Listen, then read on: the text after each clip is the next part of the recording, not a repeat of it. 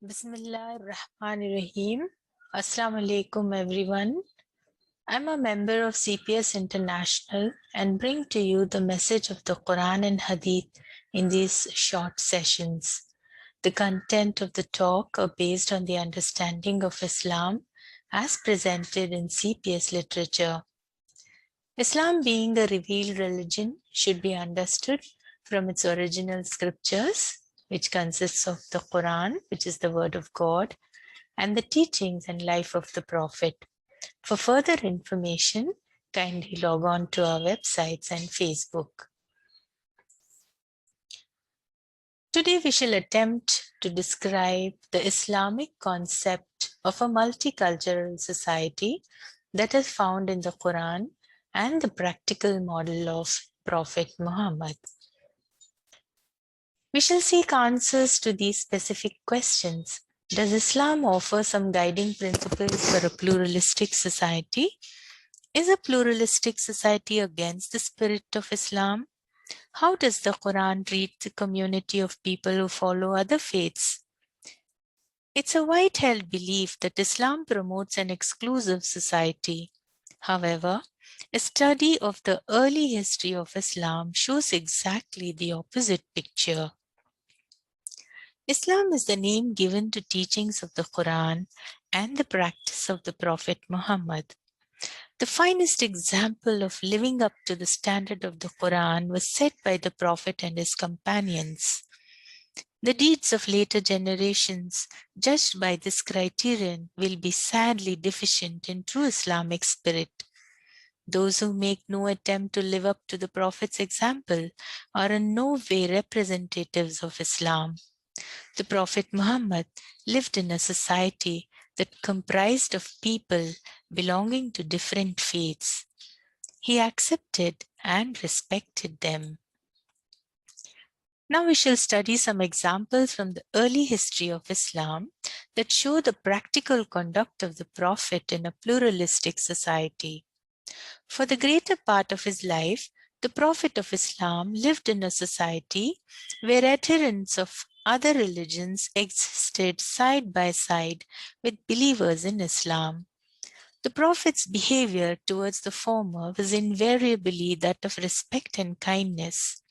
On the one hand, he communicated to them the message of God with love and kindness, and on the other, fulfilled all of their human rights. That is why the Meccans had such great confidence in him, to the point of entrusting their belongings to his care. This they continued to do right up to the last days of his stay in Mecca. After the attainment of his prophethood, he lived in Mecca for a period of 13 years, later migrating to Medina, where he lived for 10 years until his death. For about half of this period in Medina, he was living among people belonging to different religions. The Prophet devised a constitution for these people, known in history as the Medina Charter. This charter expressly mentioned that issues concerning those groups domiciled in Medina would be decided on the basis of their own religious traditions. Those of Muslims according to their Islamic traditions and those of the Jews according to their respective traditions. This principle of Islam was intended to apply at all places where Muslims lived along with adherents of other religions. This sunnah or practice of the Prophet for a plural society carries the same moral authority as other of his practices. Islam recognizes no difference between Muslims and people of other faiths from the ethical standpoint. The rights granted to a Muslim are exactly the same as those granted to a person of other faith. There's another episode from the life of the Prophet. Once the Prophet was seated at some place in Medina along with his companions. During this time, a funeral procession passed by. On seeing this, the Prophet stood up. Seeing the Prophet stand up, one of his companions exclaimed, "O Prophet, that was the funeral of a Jew and not a Muslim." The Prophet replied, "Was he not a human being?" Here we can see that the Prophet was able to discover a commonality between himself and the Jew. Every person was worthy of respect at all events because of the common humanity we share with one another. This incident also illustrates how an atmosphere of a mutual love and compassion can be brought about in the world only when we consciously rise above all insidious demarcations of caste, color, and creed.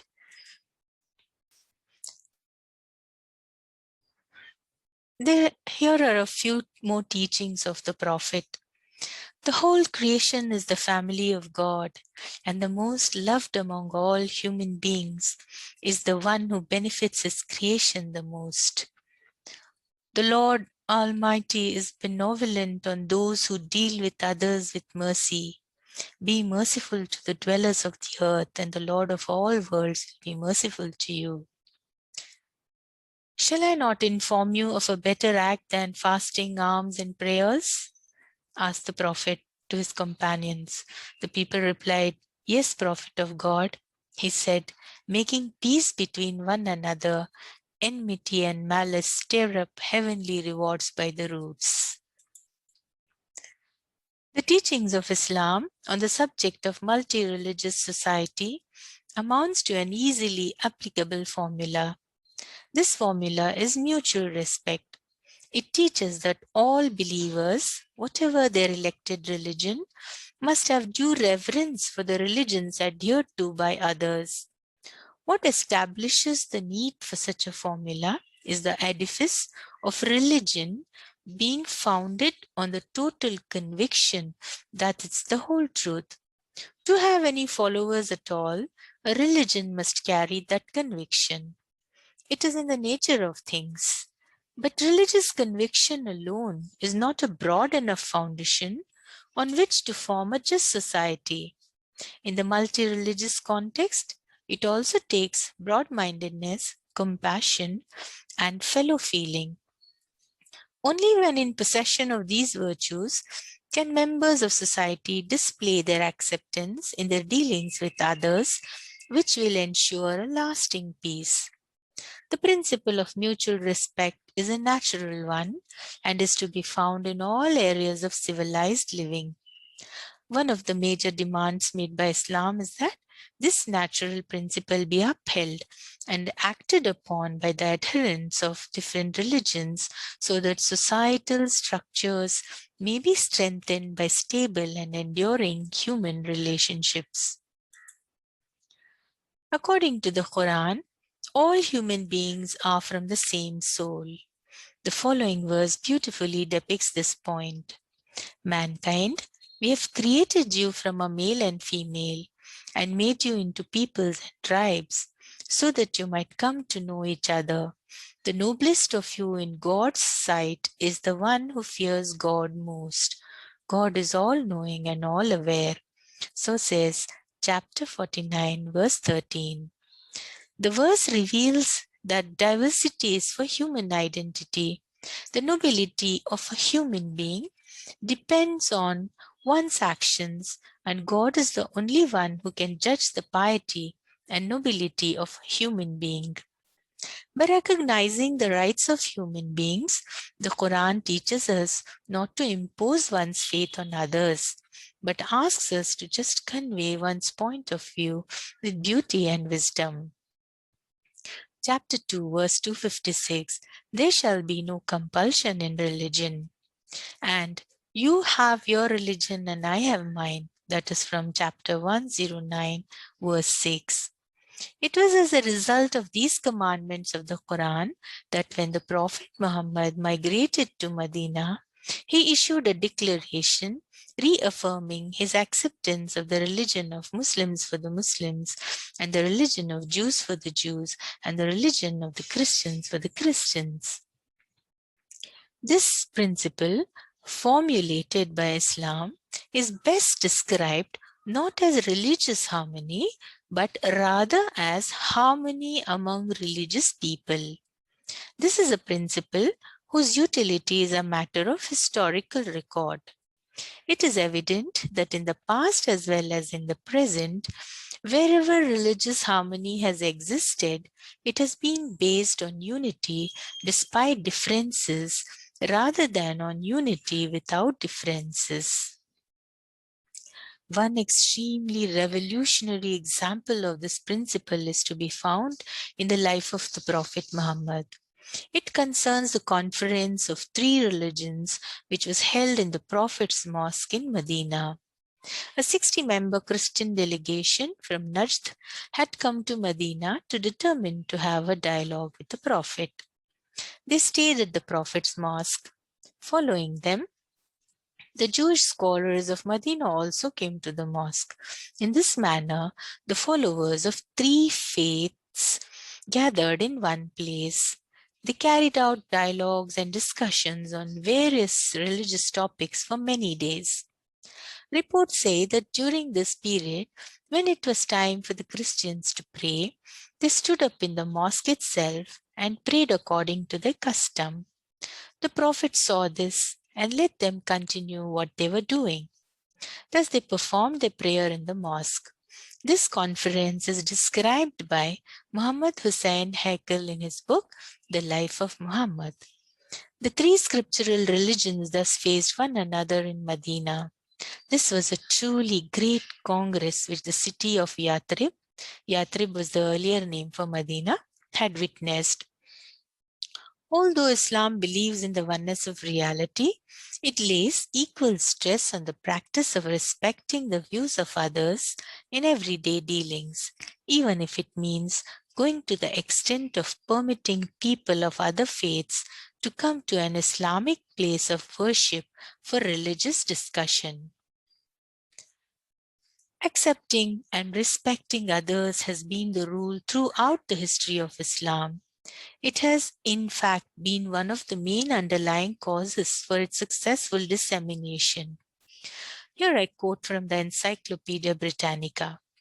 Islam achieved astonishing success in its first phase.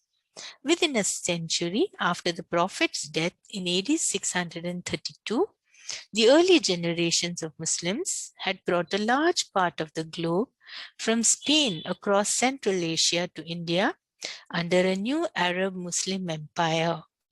Despite these astonishing achievements, other religious groups enjoyed full religious autonomy. And this is the part which I wish particularly to stress. Despite these astonishing achievements, other religious groups enjoyed full religious autonomy. The fact is that just as there is diversity in everything else in the world, so also is there diversity in religious beliefs. Islam accepts this and promotes healthy and intellectual discussion and dialogue on differing views, whether these differences pertain to religious or non-religious topics. Islam believes that differences of opinion and practice are what constitute human beings. Trying to do away with differences completely is purely wishful thinking. We should accept diversity and differences and seek to promote unity despite them, instead of searching for an imaginary unity by trying to do away with them. There's only one way to solve the issue of religious differences, and that is follow one, respect all. One of the stark realities of life is that divergence of views does exist between people, and that it impinges at all levels, be it at the level of a family or a society, a community or a country. Differences are bound to exist everywhere. Now the question is, how best unity can be forged or harmony brought about in the face of differences? There's nothing wrong in diversity of opinions. In fact, this is a positive quality which has many advantages. A society whose members hold identical views and never have any discussions will soon find itself in a state of intellectual stagnation. The intellectual development of the members of this society will be frozen because personal development takes place only where the interaction of divergent thinking provides the requisite mental stimuli. It's only after undergoing the intellectual challenge presented by others that a developed personality emerges. If this process ceases to operate in a society, the development of character will come to a standstill. Islam gives serious consideration to religious freedom and takes pains to avoid infractions. There is an event from early Islamic history that illustrates this point. Hazrat Umar Farooq, the second caliph, traveled to Palestine at the request of the Christians to finalize the agreements between them and the Muslims. T.W. Arnold, in his book The Preaching of Islam, relates how, in company with the patriarch, Hazrat Umar visited the holy places, and it is said, while they were in the Church of the Resurrections, as it was the appointed hour of prayers, the patriarch bade the caliph offer his prayers there. But Caliph Umar thoughtfully refused, saying that if he were to do so, his followers might afterwards claim it as a place of Muslim worship. He obviously foresaw later generations of Muslims being inspired to build a mosque on that very spot, thus setting up restrictions upon religious freedom.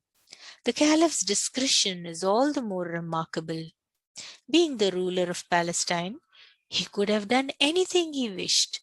A man with less insight and forethought would have regarded praying inside the church as harmless, and that could in no way be interpreted as depriving anyone of his rights. Hazrat Umar, in fact, moved the stone's throw away and said his prayers at a discreet distance from the church. Muslims did indeed come to this city later on, and as he had foreseen, built a mosque at the exact point where he had said his prayers. The mosque exists to this day, but presents no obstacle to Christian worship. We've come to the end of the session, and in conclusion can say that accepting and respecting differing views on religion requires that everyone be allowed to present his thoughts and be given a quiet hearing. The message is not to be forced upon one, but something to be gently presented. I would like to assert here that Islam stands for accepting and respecting the differences. It inculcates the mindset that the way to prosper is to ignore the matters that divide one from others and concentrate on cultivating areas of mutual concern. Further, Islam insists on human-friendly behavior and does not instill any fear into its adherents that they will lose their identity by cooperating and interacting with people who hold divergent views. In fact, Islam encourages the intellectual exchange for greater learning and wisdom. Please log in every Saturday at 7:30 p.m. Indian Standard Time to participate in this class. Thank you for your precious time and interest. God willing, we'll meet next Saturday, the 7th of August, 2021. The last of our call will be Glory be to God, the Lord of the universe.